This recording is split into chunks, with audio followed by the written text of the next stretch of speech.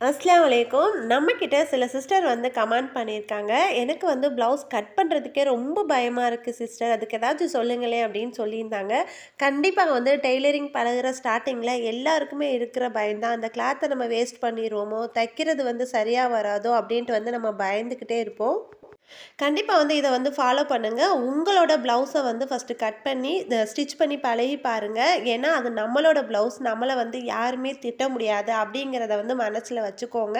அந்த மாதிரி நெனச்சுட்டு வந்து நீங்க தைங்க. டெய்லரிங் பொறுத்தவரைக்கும் ட்ரெய்னிங் தான் ரொம்ப முக்கியம். இதுக்கு வந்து அனுபவமோ, எக்ஸ்பீரியன்ஸோ அப்படின்னா ஒண்ணும் தேவையில்ல. முதல்ல வந்து நம்ம நெறைய ப்ளவுஸ் வந்து ஸ்டிச் பண்ணிட்டு ட்ரெய்னிங் எடுக்கணும்.